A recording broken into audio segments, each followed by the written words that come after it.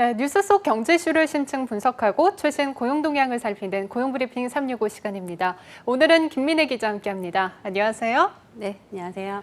네, 키워드로 알아보는 오늘의 주제는 어떤 건가요?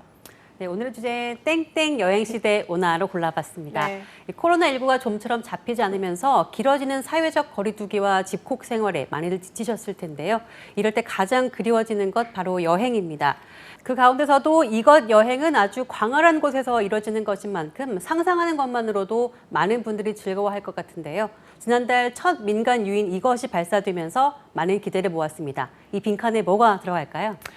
처음에는 세계 여행, 먹방 여행인가 싶었는데 혹시 우주 여행 아닌가요? 맞습니다. 지난달 30일 미국의 스페이스 X사가 성공적으로 유인 우주선을 쏘아 올렸죠. 그동안 우주선은 국가가 제작했습니다. 그러나 스페이스 X는 민간 기업입니다. 따라서 민간 유인 우주선 발사는 이번이 처음인데요. 그런 만큼 민간인이 우주 관광을 가는 날도 머지않아 실현될 것이란 전망도 나옵니다.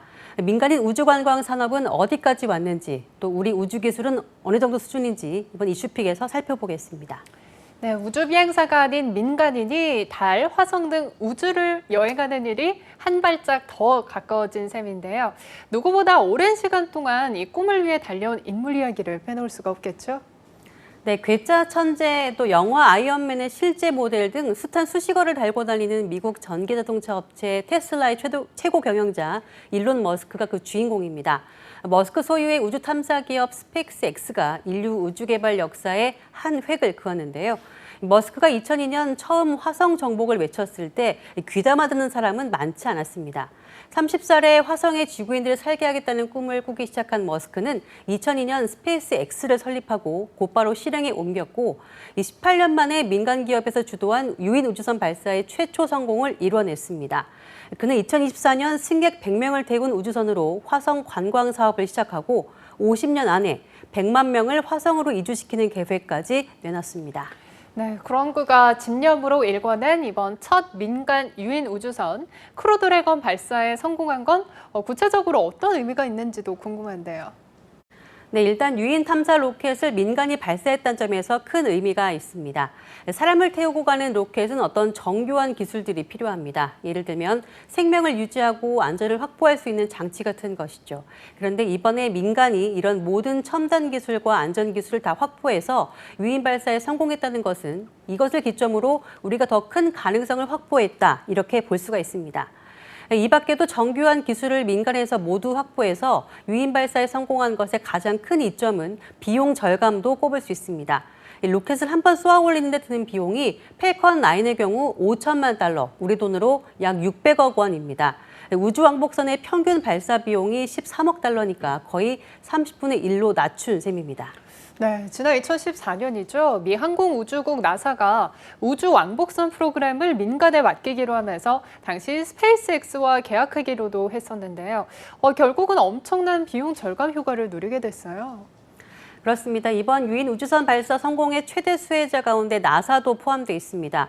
국제우주정거장으로 우주인을 태워가는 일은 그동안 러시아가 독점해 왔습니다. 미국은 우주인 한 사람당 8,800만 달러, 1,000억 원이 넘는 돈을 러시아에 지불해 왔는데요. 스페이스X가 크루드래곤 발사에 성공하면서 상황이 달라졌습니다. 스페이스X는 우주인 1인 발사 비용으로 6천만 달러, 약 730억 원을 제시한 걸로 전해졌습니다. 네, 이번 스페이스X 유인 우주선 발사의 성공으로 민간 우주여행은 본격적으로 언제부터 가능할지 이 점도 궁금한데요. 네, 우주여행은 2001년 4월 미국의 60세 억만장자 데니스 티토가 처음 했습니다. 이후 2009년까지 6명이 더 개인 우주 관광을 다녀왔는데요. 이 본격적인 민간 우주여행 모집이 한창입니다.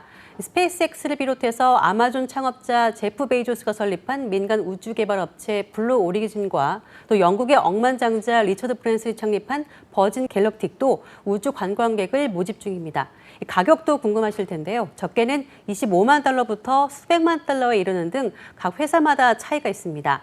일찌감치 예약을 마감한 상품들도 있습니다. 이 중에서는 저스틴 비버, 또 레오나르도 디카프리오 등 유명인도 다수 포함된 것으로 알려졌는데 물론 아직 기술이나 안정성 측면에서 보완할 부분이 많지만 우주 여행과 상업적 우주 탐사가 그만큼 많은 가치를 인정받고 있다는 생각이 듭니다.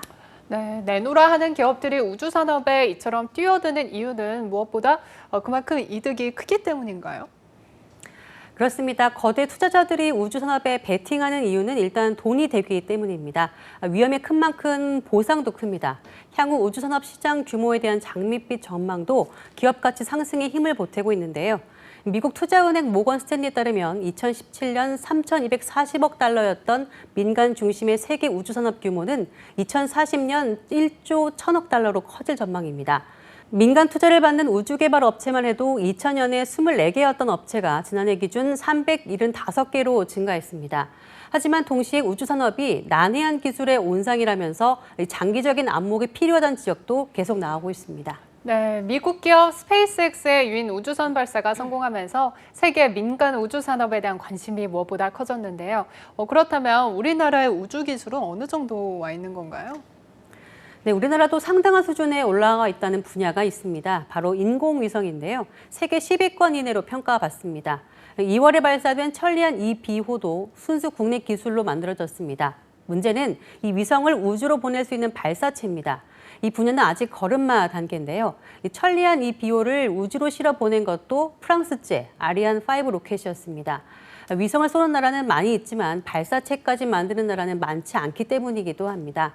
현재 러시아산 1단 엔진을 이용해서 2013년에 발사됐던 나로호의 뒤를 이어서 한국형 발사체 누리호가 개발 중입니다.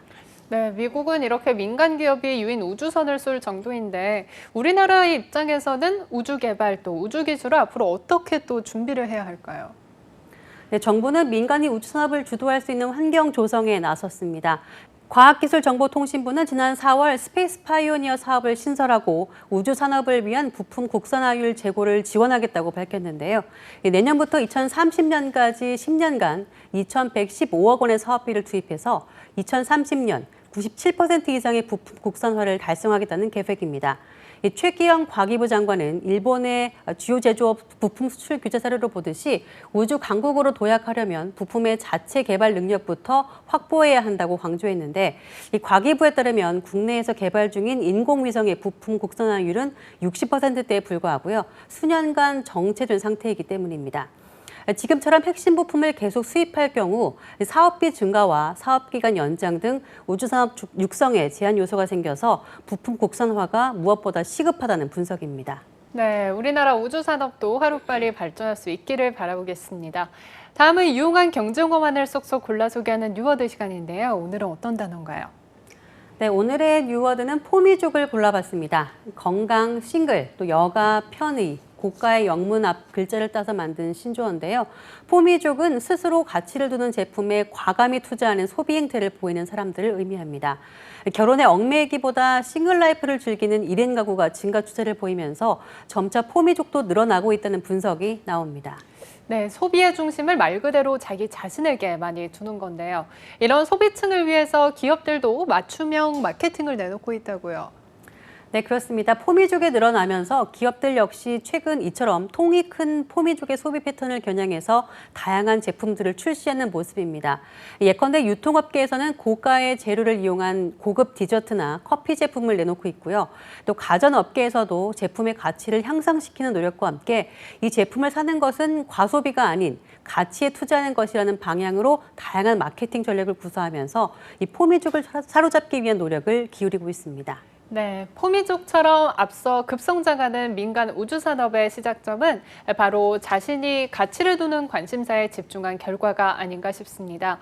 한편에서는 민간 우주산업 역시 지나친 상업화 우려도 있지만 우주를 향한 도전에 더 큰 가치가 있지 않을까 생각됩니다. 오늘도 김민혜 기자 함께했습니다. 고맙습니다. 지금까지 고용브리핑 365였습니다.